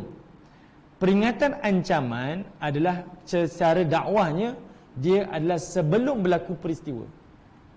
Sebelum datang bencana, sebelum datang musibah, sebelum datang apa-apa tuan-tuan, banjir ke apa ke, peringatan ni macam waktu tenang-tenang ni kena ingat. Yang ini kena sampaikan. Jangan sampai Allah turunkan azab. Jangan datang lagi banjir besar, jangan datang lagi kemarau. Yang ini bermula sekarang. Tapi dah berlaku, nada Nabi Nuh berubah. Apa Nabi Nuh kata? Tuan-tuan kata lepas ni, Nabi Nuh akan kata, bertaubatlah. Dia pujuk. Peringatan berlaku sebelum, sewaktu kejadian, kebanyakan ayatnya adalah bertaubat. Tapi kita masa banjir tu, masa itulah datang peringatan tuan-tuan. Dia macam tak kenalah, nasihat tu tak kena. Jadi orang benci pada pendakwa. Tuan-tuan bayangkan, kita ni petang ni nak pergi potong kaki ni, waliyadzubillah lah. Sebab kerja mana? Kawan datang ziarah, aku dah cakap dah jangan minum air manis. Kau minum juga. Apa rasa kita tuan-tuan? Minta maaf lah, baik cik baik. Awak balik lah daripada awak duduk sini, duduk nak sekolahkan saya, baik balik lah. Waktu tu adalah waktu sepatutnya kita kena beri semangat, motivasi. Peringatan tu bila? Sebelum berlaku. Tapi kita sekarang ni dah berlaku baru cakap. Dah berlaku baru cakap. Yang itu menyebabkan orang nampak agama dakwah ni tak kena. Waktu sekarang ni, waktu tolong. Kamu sendiri turun padang, kamu sendiri bantu, bukan waktu kamu menyalahkan. Ni sebab ni lah ni, ni sebab ni lah ni, ni sebab lah ni. Dia tak kena tuan-tuan. Cara dakwah tu tak kena. Cara dakwah tu betul, tapi cara salah. Akhirnya orang tak nampak kesan dakwah. Kita ini tema cerita dakwah. Jadi ini antara yang Allah Ta'ala nak tunjukkan kepada kita. Okey. Baik, sekarang Nabi Nuh pesan peringatan tu diberi qabl, sebelum Allah datangkan kepada mereka azab yang pedih. Okey, azab yang pedih tu adalah azab ribut, azab taufan. Baik, ayat yang kedua pula. Bermula daripada ayat ni tuan-tuan, Nabi Nuh dah mula dah. Dia bercerita dalam hati dia. Ini luahan hati dia. Dan nanti tuan-tuan akan tengok Allah, dia mula berdoa kepada Allah Ta'ala. Kata Nabi Nuh, kata Nabi Nuh, ya qaumi, inni lakum nadhirun mubin. Kata Nabi Nuh AS, wahai kaumku. Kalimah ya qaumi ni tuan-tuan adalah kalimah yang paling lembut. Kalimah yang paling lembut. Ya qaumi, ni kalimah yang paling lembut. Sebab mereka ni adalah duduk di zaman pencetus kesyirikan. Okay, mereka berada di zaman pencetus kesyirikan. Nabi Nuh tak panggil mereka wahai orang yang syirik, wahai orang yang melakukan maksiat, wahai si pondan. Kalau kita hari ni kan, si pondan lah, si itulah, si inilah, macam-macam gelaran kita bagi. Tapi Nabi Nuh kata apa? Ya qaumi, wahai kaumku, kau dengan aku sama je, kita sama. Saya tuan-tuan ingat lagi kita bincang dalam surah sebelum ni, yang mana dalam surah Al-Hujurat, antara orang mukmin, kita menasihati kawan kita, kenalan kita, sahabat kita, orang mukmin yang lain adalah dengan bahasa yang paling baik. Walaupun perbuatan dia mengundang kemarahan Allah, Itu hak Allah untuk marah dia. Tapi kita tidak ada hak. Hak kita hanya menegur dan menasihati saja. Apatah lagi nak membenci tak boleh. Okey, saya bagi contoh 2 minggu lalu kan. Seorang ayah marahkan adik-beradik ni, anak dia ni. Okey. Ayah marahkan si abang. Sebab apa? Si abang buat salah. Adakah menjadi hak kepada adik-beradik yang lain untuk marah si abang? Sudah tentu tak. Kan? Sudah tentu adik-beradik yang lain menunjukkan simpati dia dan mengambil pelajaran. Okeylah, kami tak buat sebab ayah marah sungguh ni. Dan apa yang abang buat, kita akan nasihatkan abang, jangan buatlah abang, sebab abang marah, sebab ayah marah kamu buat macam ni, sekian. Kita ambil pengajaran dan kita saling ingat mengingati. Macam itulah hidup kita berbangsa-bangsa atau bermanusia berjamaah dekat dunia ni. Walaupun perbuatan dia mengundang kemarahan Allah, bukan tujuan kita, lesen kita untuk marah kepada si fulan. Tapi kita mengambil pengajaran dan kita saling ingat mengingati. Bukan kita tumpang sekaki pula. Akhirnya agama ni, dakwah ni tak nampak cantik tuan-tuan. Semua orang jadi maki hamun dah. Pendakwah je, ni semua kaki maki hamun. Betul tak? Tuan-tuan sendiri nampak. Sampai Abang Syuaib pun kata, saya tengok ustaz ni lain macam. Saya kadang tengok kecil besar. Abang Syuaib saya kata macam tu kan. Sebab kita sendiri, peranan kita tak faham. Ini antara contoh. Baik, jadi sebab itu Nabi Nuh panggil pada kaum dia, ya qaumi, wahai kaumku, kau dan aku sama ni. Apa dia kata? Inni lakum nadhirun mubin. Kata Nabi Nuh alaihissalam, sesungguhnya aku untuk kamu semua adalah sebagai nadhirun mubin, pembawa peringatan yang paling jelas. Artinya dekat sini, dakwah yang dilakukan oleh Nabi Nuh ni tuan-tuan, dia adalah dakwah secara terbuka dan dakwah secara terang-terangan. Okey, pada ayat kedua tuan-tuan, kalimah qaumi tu maksudnya dalam kita berdakwah ni kita kena ada panggilan hormat tau. Ada rasa kasih sayang, saling panggil dengan panggilan yang baik. Walaupun dia bermaksiat, kita kena ada rasa hormat kepada si fulan yang bermaksiat. Sebab kita nak dakwah ni, dia membina jambatan tuan-tuan, connection. Okey, saya selalu sebut, dakwah is connecting, not correcting tuan-tuan. Dakwah ni dia adalah menghubungkan, dia bukan membetulkan. Maksudnya membetulkan ni kita duk menyalahkan orang lah, macam kerja Tuhan. Sampai orang kata ni buat kerja Tuhan. Kita gunakan pendekatan kita lah. Kita kena tahu cara kita. Itu namanya dakwah. Okey, sekarang cara dakwah yang disebutkan oleh Nabi Nuh kat sini, innilakum nadhirun mubin, iaitu dakwah secara terbuka. Dia jumpa dengan mad'u dia tuan-tuan, direct. Dan dia bagi tahu saya ni adalah sebagai peringatan. Saya bawa peringatan je. Saya bukan nak hukum awak, saya bukan nak itu, saya nak ini. Saya hanya membawa peringatan. Kita saling beringat je. Nampak tuan-tuan? Maksudnya dekat sini tuan-tuan, dakwah ni mesti secara terbuka. Kalau ada orang dakwah secara sembunyi-sembunyi, percayalah tuan-tuan, itu bukan dakwah. Itu mesti sebahagian daripada ciri-ciri ajaran sesat. Okey, kalau nak datang belajar dengan saya, Abang Syuaib kena datang pukul 11 malam ke atas tau. Siang-siang saya tak boleh mengajar ni. Saya datang 11 malam ke atas, saya baru syok nak mengajar. Dan kalau orang tanya tentang ajaran kita, jangan sampaikan. Dia nak tahu, dia kena datang dekat saya. Dia kena join kita dulu, baru kita boleh sampaikan. Ini salah tuan-tuan. Dia bukan bersifat eksklusif. Agama ni dia bukan eksklusif tuan-tuan. Dia inklusif. Dia kena sampaikan, dia kena sebar luaskan. Dia bukan kena hanya bagi tahu-tahu. Dia macam sembunyi-sembunyi. Dia macam takut-takut tuan-tuan. Tak. Agama ni dia terbuka. Okey, agama ni terbuka. Dia kena saling menyampaikan. Dia tak boleh mengajar, saya ajar ni, orang lain tak boleh tahu. Kalau awak nak tahu, awak kena jumpa dengan saya. Tak boleh tuan-tuan, tak boleh. Okey, dia mesti secara meluas, terbuka. Itu namanya dakwah. Sebab itu Allah tunjukkan Nabi Nuh, dia jumpa dengan mad'u dia direct. Okay, dan dia bagi tahu apa misi dia. Dan dia lakukan secara terbuka. Dan saya dapat pengajaran kat sini tuan-tuan. Nabi Nuh bila dia jumpa direct dengan mad'u dia, artinya dia buat apa? Street dakwah tuan-tuan. Bukanlah nak kata dakwah dekat jalan-jalan ni macam depan mall ke, tidak. Tapi dia sendiri turun padang. Dia tengok apa yang berlaku, lalu dia sampaikan. Hari ni apa yang kita buat tuan-tuan? Kita duduk dalam bilik kita, tulis artikel bla bla bla bla, tulis dekat media sosial bla bla bla, post. Turun padang tak kenal mad'u, tak tahu apa cerita, apa yang berlaku, apa masalah dia tak tahu, kita duduk main belasah je kan. Oh, kamu ni itulah, kamu ni. Akhirnya agama ni nampak teruk tuan-tuan. Agama ni nampak hodoh.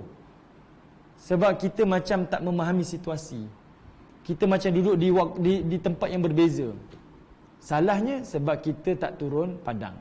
Kita tak bersama dengan masyarakat. Macam mana kita nak menyampaikan isi hati masyarakat, dakwah dalam masyarakat, sedangkan kita tak bersama dengan masyarakat? Okey? Kita kena duduk dengan masyarakat, kita tahu masalah masyarakat, baru kita boleh sampaikan. Yang ni kita duduk dari luar tuan-tuan, tengok daripada jauh, kemudian kita sampaikan. Akhirnya dia tak kena pada tempat. Mad'u akan rasa macam tak kena.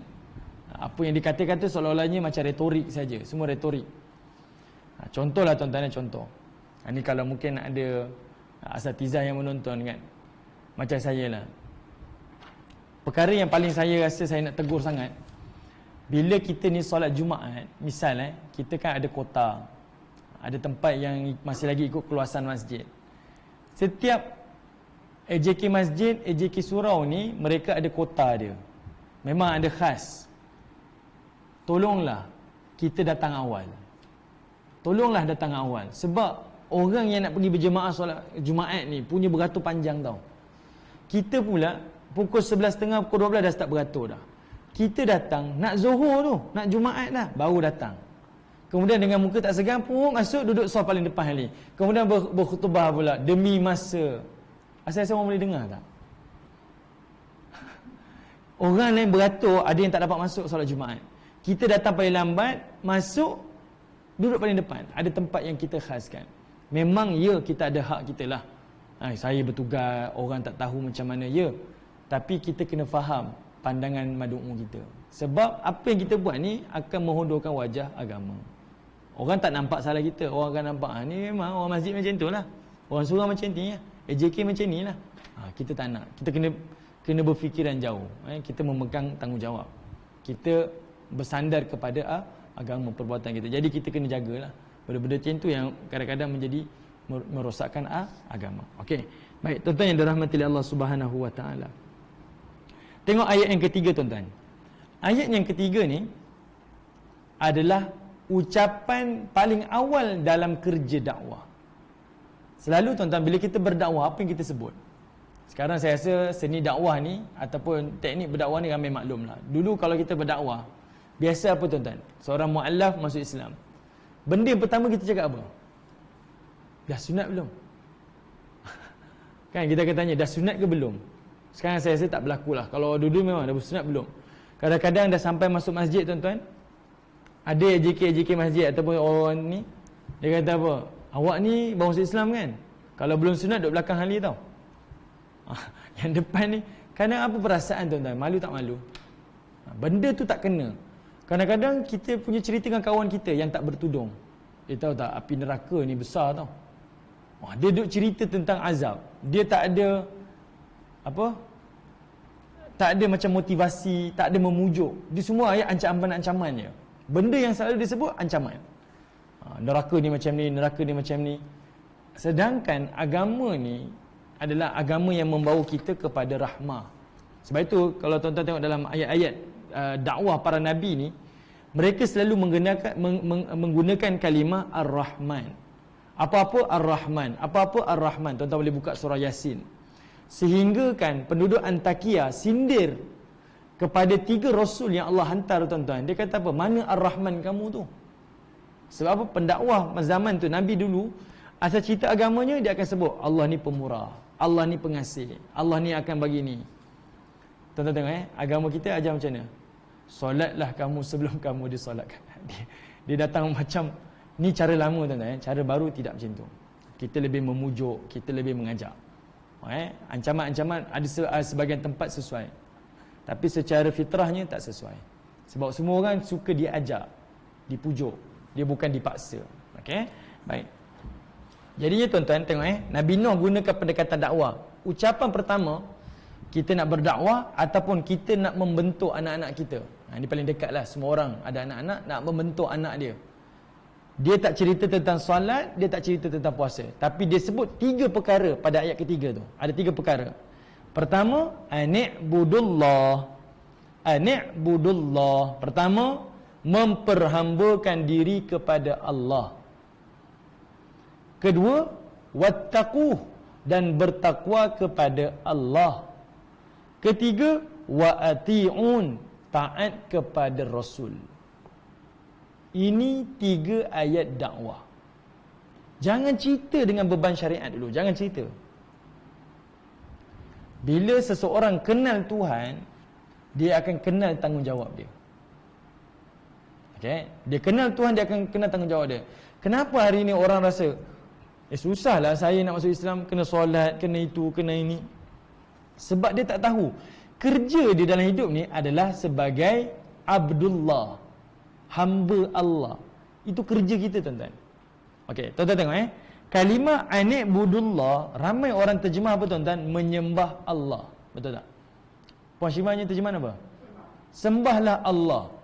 Kalimah tu tak tepat, tuan-tuan. Sembah Allah ni, orang akan faham sembah Allah ni sujud je, solat je. Habis solat dah. Itu bukan kerja dah. Tapi kalimah an'budullah adalah memperhambakan diri kepada Allah. Hidup ni memperhamba, bekerja menjadi hamba kepada Allah. Yang kita kata inna salati, solat aku, wa nusuki, ibadahku, wa ma yahya kan, wa ma yahya, kehidupanku, wa mamati, kematianku, lillahi ta'ala, adalah kerana Allah. Ini janji, tuan-tuan, kita baca dalam doa iftitah. Solatku, ibadahku, hidupku, matiku kerana Allah Ta'ala. Itu namanya memperhambakan diri. Bila kita faham kita ni memperhambakan diri, tuan-tuan, pergi makan pun kita tahu ini kerja hamba ni. Makan pun dengan bismillah, kerja agama. Sebab itu kita kata ibadah. Ibadah datang dari kalimah apa, tuan-tuan? Ain badal abd. Yang kita sebut abdul tu kan. Hamba Abdullah, hamba Allah. Kita tak kata Abdullah tu sembah Allah. Kita kata hamba Allah. Maksudnya kita tahu peranan kita memperhambakan diri kepada Allah. Tuan-tuan orang terjemah apa? Iyyaka na'budu wa iyyaka nasta'in. Kepada Engkau kami sembah, kepada Engkau kami meminta pertolongan. Sedangkan iyyaka na'budu, kepada Engkau kami memperhambakan diri. Maksudnya bila kita tahu kalimah memperhambakan diri, seluruh hidup ni kerjanya untuk hambakan diri pada Allah, bukan menyembah Allah. Sembah Allah ni orang akan nampak sembah tu sujud je. Sebab itu orang kata lepas saya solat habis selesailah kerja saya, cuci tangan lah, tak ada buat apa-apa dah. Tapi bila dia faham kalimah an'budullah, iyyaka na'budu ni memperhambakan diri pada Allah, dia takkan nampak solat saja kerja sembah Allah ni, tapi hidupnya pun sembah Allah, matinya pun sembah Allah, kerja di pejabat pun sembah Allah, kerja uruskan rumah tangga pun sembah Allah. Semuanya adalah untuk hambakan diri pada Allah. Ini perkara asas. Okey, kita kata ini benda spiritual. Sebelum kita sampaikan kepada anak hal-hal ritual, solat, puasa, haji, umrah, spiritual tu kena jelas. Jelas yang ni, tuan-tuan, jelaslah benda-benda yang lain. Kalau tidak dia akan argue. Kenapa saya kena solat? Untuk apa saya solat? Kenapa saya puasa? Untuk apa saya puasa? Kenapa saya pergi tudung? Anak saya tanya, mak, saya panggil isteri saya ibu. Bu, pakai tudung tu wajib kan, bukan? Tapi orang tu tak pakai tudung pun Melayu. Benda tu sebab kita cakap dengan anak kita, wanita Islam ni kena pakai tudung. Yang bukan Islam tak pakai tudung. Kan? Itu memanglah sebab agamanya lain. Dia pun faham lah. Okey, secara asal dia faham. Kemudian dia nampak orang Melayu, Islam tak pakai tudung. Dia akan tanya, bu, kenapa dia Melayu, Islam tapi tak pakai tudung? Macam mana kita nak jawab? Jadi, sebelum cerita tentang ritual, kita kena cerita tentang spiritual ni. Dari sudut kerohanian ni kena sampaikan dulu. Buat kerana Allah. Sebab ni Allah. Ni datang Allah. Makan kita daripada Allah. Kita dapat ini Allah yang bagi. Benda tu kena datang. Dan apa yang kita buat adalah memperhambakan diri kepada Allah. Okey. Baik. Kemudian, tuan-tuan, Allah kata apa? Yang kedua, wattaqu. Sampaikan kepada dia bertakwa kepada Allah. Sebab ramai orang kenal Allah, tapi ramai yang tak takutkan Allah. Siapa Tuhan kamu? Allah. Iyalah. Solat tak? Tak solat. Mukmin ke? Mukmin. Muslim. Saya beriman. Solat tak solat? Puasa tak puasa? Banyak kan, tuan-tuan? Jadi dia tak cukup dengan kita kenal Allah, tapi kena juga wattaqu, bertakwa kepada Allah. Apa maksud takwa ni tuan-tuan? Dah berulang-ulang kita sebut kan. Takwa ni adalah kita takutkan kepada Allah. Okey, beramal, buat apa yang Allah perintah, meninggalkan apa yang Allah larang. Kalau saya buat ni, apa hukumnya? Allah bagi ke Allah tak bagi? Itu namanya takwa. Okey.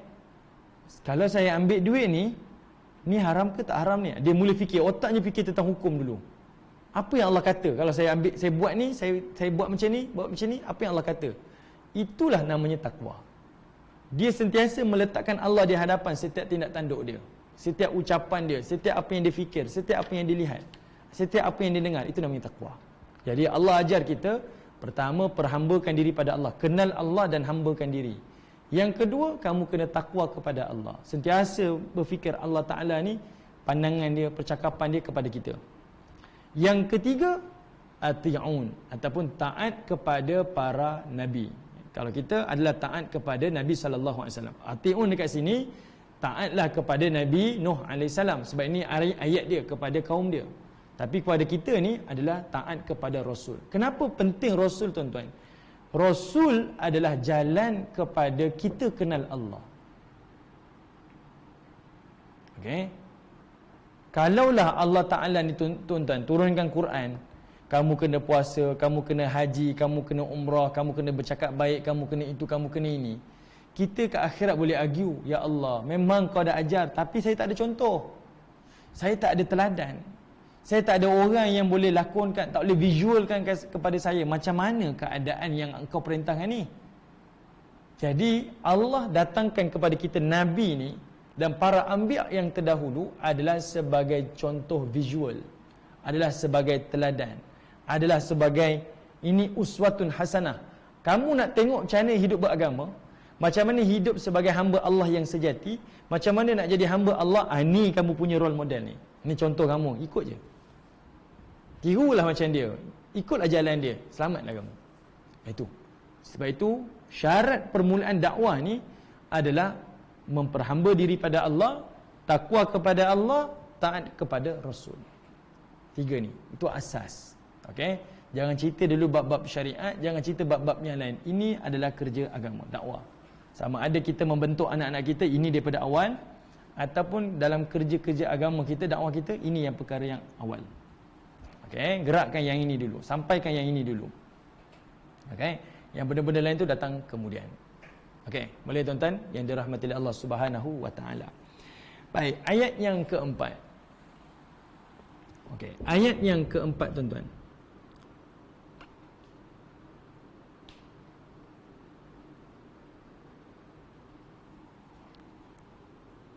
Okey, ayat yang keempat ni, tuan-tuan, Allah menyebutkan apa?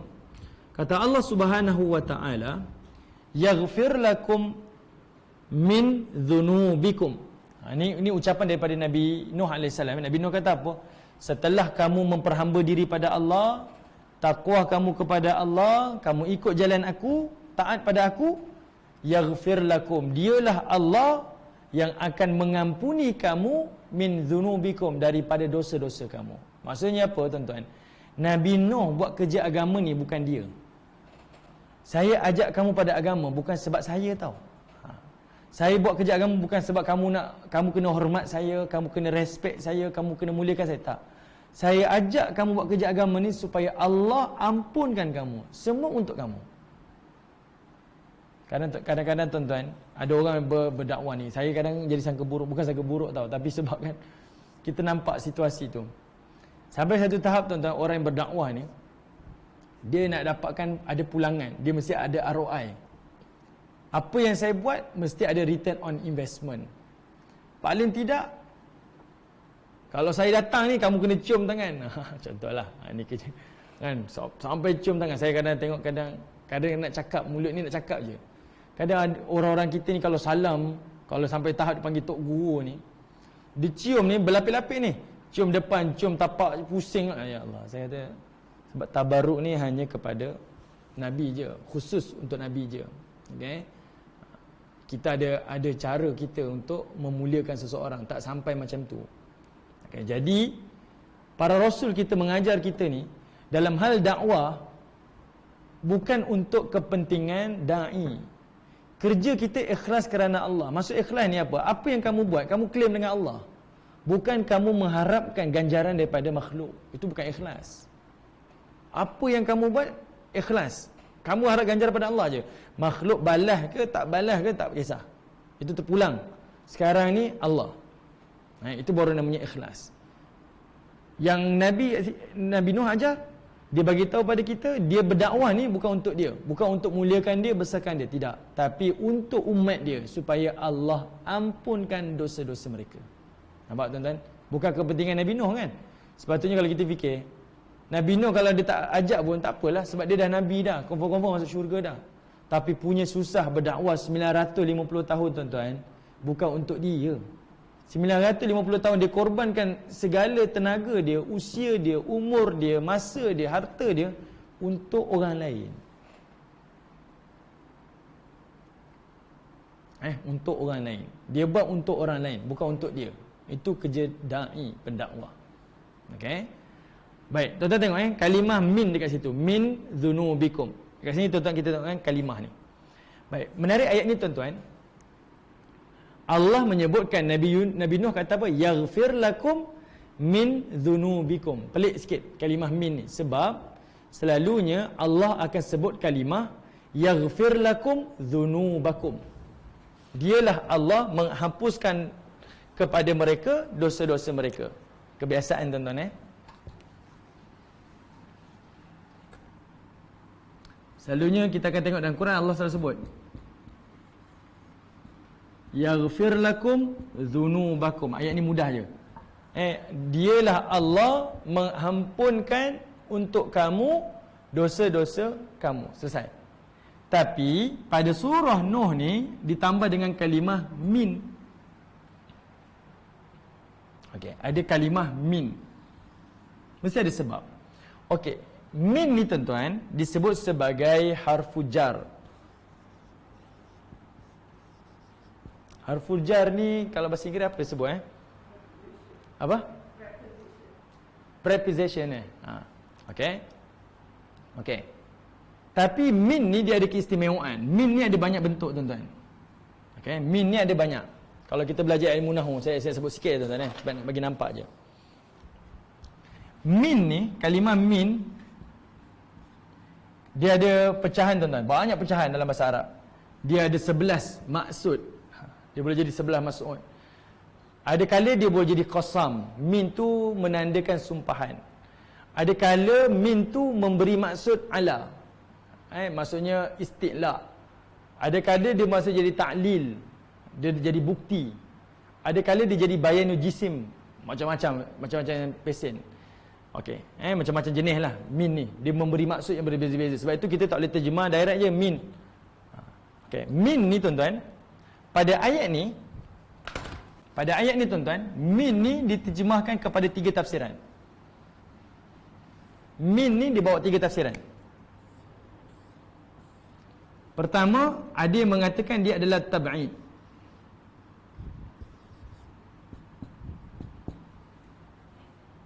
Kemudian yang kedua, dia kata min ni adalah al-ain.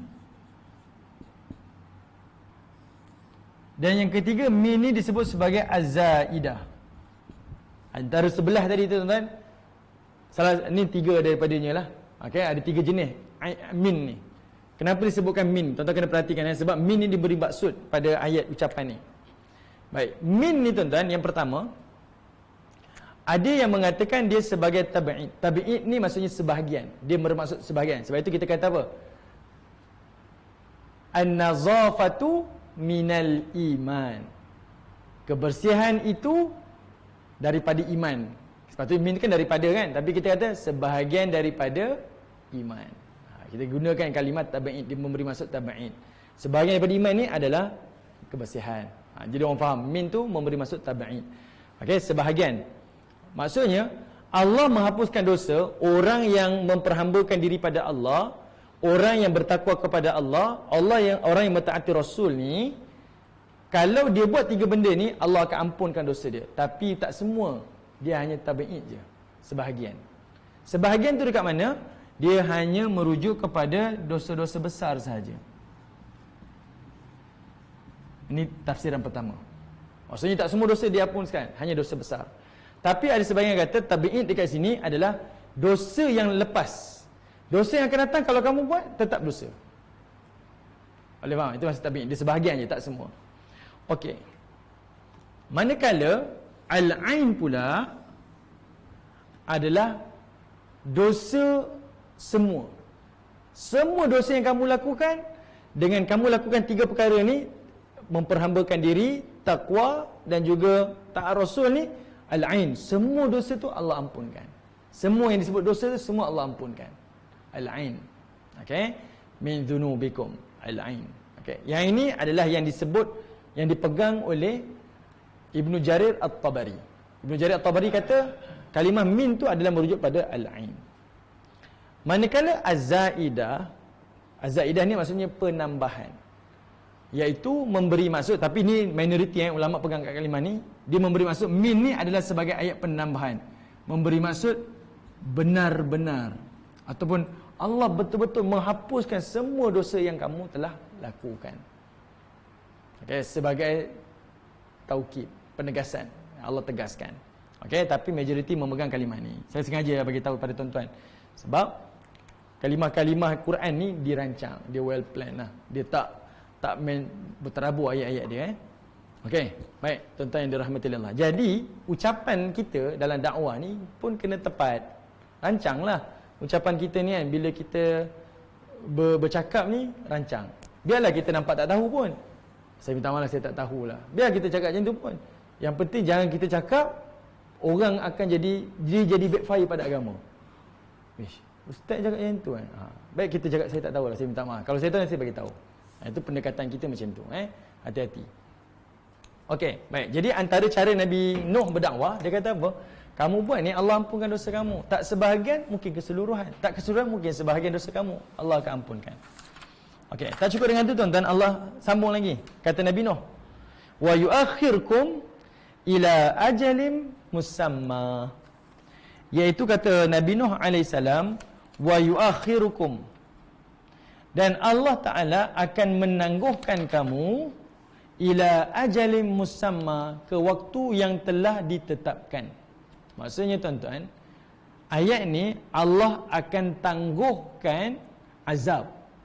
Mungkin dengan asbab kamu taubat tadi tu, dengan cara kamu beriman, memperhambakan diri, bertakwa dan juga mentaati Rasul, bukan sekadar Allah ampunkan dosa kamu, tapi Allah menangguhkan waktu ajal kamu. Waktu kematian kamu tu Allah tangguhkan. Okey, wa yuakhirukum ila ajali musamma. Allah tangguhkan tuan-tuan. Ni Allah Taala sebut doa daripada Nabi Nuh ni. Maksudnya azab tu Allah boleh tangguhkan. Allah tak turunkan azab kerana kamu beriman. Okey, baik, perhatikan tuan-tuan. Contohlah sekarang ni kita dah lepas fasa banjir tuan-tuan. Mungkin kita boleh sama-sama bermuhasabah. Lepas ni kita sama-sama bertaubat. Sama-sama beringat. Mudah-mudahan kalau Allah merancang nak turunkan satu ketetapan dia, boleh jadi Allah Ta'ala angkat. Boleh jadi Allah Ta'ala angkat kerana taubat kita, kerana iman kita. Tapi saya sedih tuan-tuan, pagi tadi saya share dengan Puan Syimah, marah semua. Hilang sabar saya. Hari ni, okay, sekarang dah lepas waktu subuh di Saudi dah. Haramain dah solat jarak balik. Tapi 31 hari bulan ni ada konsert. Ada konsert di Jeddah. Di Riyadh 500,000 datang. Dijangkakan dia dah organize dah. Dia dah jangka boleh sambut 500 orang, 500,000 orang. Subhanallah. Boleh jadi jarak ke tuan-tuan berhibur ni? Cuba buat jarak-jarak tak? Mustahil lah, mustahil. Okey. Kita boleh macam tak dapat pengajaran tau. Kita macam hati kita ni tak tersentuh. Kalau lah kita tengok Allah turunkan banjir macam tu tuan-tuan. Tiba-tiba dengan seruan azan, hati ni rasa macam ni, ya Allah. Masa banjir tu semua orang menjerit Allahu Akbar, Allahu Akbar. Semua rasa takut. Tapi lepas berhenti azan, berapa ramai yang nampak Allah mengkaitkan banjir itu untuk kembali pada Allah. Yang ini kerja kita. Yang ini yang kita nak ingatkan kepada masyarakat. Ini yang kita nak ingatkan. Yang ini kita nak bawa. Kami PMP alhamdulillah. Puan Syima hari ini nak serahkan Iqra dan juga Quran ke setiap mangsa-mangsa banjir. Okey. Sebab yalah orang dah bagi bantuan makanan. Memang keperluan-keperluan penting. Tapi jangan lupakan agama pun penting. Keperluan juga. Kita sampaikanlah mana yang kita mampu. Okey. Baik, tuan-tuan yang dirahmati oleh Allah. Jadi kalimah wa yuakhirukum ila ajali musamma ni Allah tangguhkan kepada ketetapan yang Allah tentukan. Ajal kat situ tuan-tuan adalah ketetapan. Ajal dalam bahasa Arab maksudnya ketetapan. Kita ajal ni maut lah. Ajal tu maksudnya ketetapan. Okey, baik tuan-tuan perhatikan Macam mana Allah tangguhkan ni tuan-tuan? Tangguh ni ada banyak tafsiran. Pertama, Allah tangguhkan azab. Maksudnya Allah nak turunkan azab, Allah tak turunkan azab. Kerana taubat kita, kerana zikir kita, kerana wirid-wirid kita. Ya, ini yang disebutkan dalam hadis. Nabi SAW kata apa? Kata Nabi SAW, Allahumma salli Muhammad. Saya tak ingat matan dia. Kata Nabi SAW, tidak akan berlakunya kiamat, la takunu sa'ah. Tidak akan berlakunya kiamat selagi mana masih ada zikrillah, masih lagi ada orang yang mengucapkan kalimat zikir kepada Allah. Selagi ada orang kata la ilaha illallah, selagi orang kata Allah, selagi itu tak berlaku kiamat. Ditangguhkan tuan-tuan. Ditangguhkan. Kita datang majlis ilmu ni belajar. Orang lagi seruan azan. Ada lagi orang berwirid, ada lagi orang bangun tahajud, ada lagi orang baca Quran, ada orang lagi belajar Quran, masih lagi ada pengajian Islam di universiti, di masjid, di mana-mana. Selagi itu tuan-tuan tak berlaku kiamat. Ini disebut dalam hadis Maksudnya ditangguhkan kerana ada lagi orang-orang ni. Sebab kiamat akan berlaku ketika tak ada orang lagi akan sebut nama Allah, ingat Allah, beriman pada Allah, kenal Allah. Baru berlakunya kiamat. Jadi Allah tangguhkan, iaitu tangguhkan azab. Yang kedua,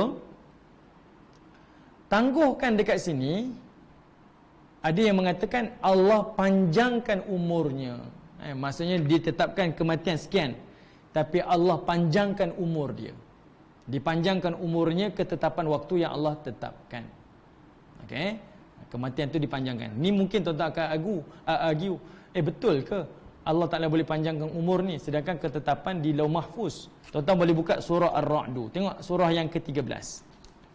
Tengok surah 13, surah Ar-Ra'd ayat 38. Surah 13 ayat 38.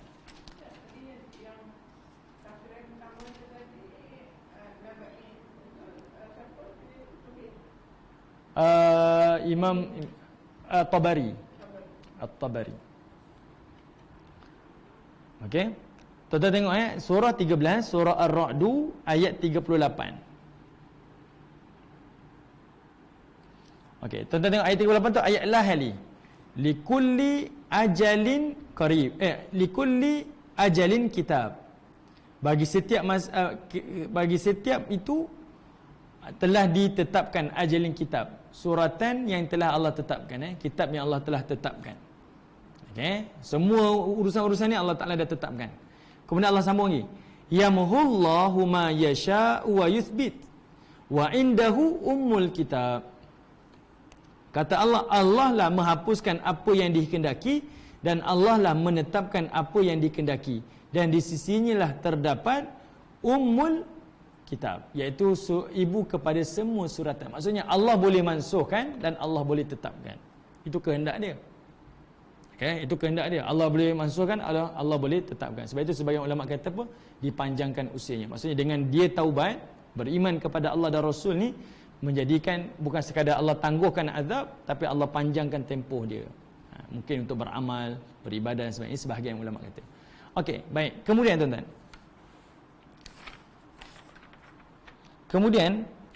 pandangan yang ketiga pula menyebutkan Allah tangguhkan ajal ni, ketetapan yang ditetapkan ni Allah tangguhkan, adalah memberi maksud umurnya tak dipanjangkan.